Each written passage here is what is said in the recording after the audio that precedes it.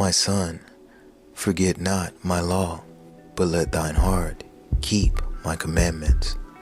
For length of days and long life and peace shall they add to thee.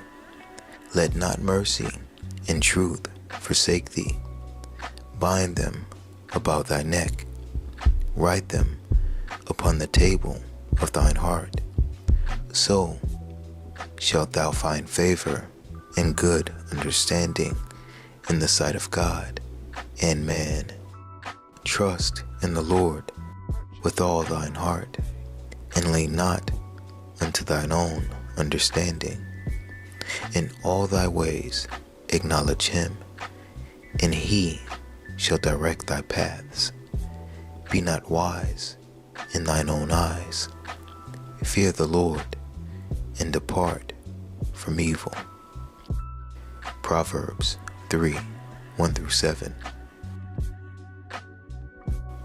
On January 3rd, 2024, it was reported that explosions killed at least 84 people and injured more than 140 others in Iran at a memorial event for a senior Iranian general killed in a 2020 U.S. drone strike, increasing tensions in the region. With crowds in Tehran shouting death to Israel, death to America, Iran's response so far restricted to fiery words. 24 hours after a double bombing killed 84 people as they marked the death of an Iranian military leader assassinated in a US drone strike 4 years ago.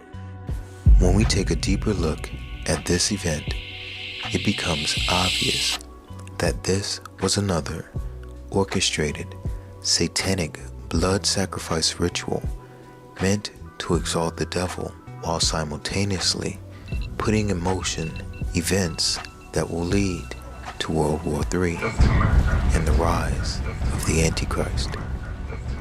So without further ado, let's get into it. The blast that killed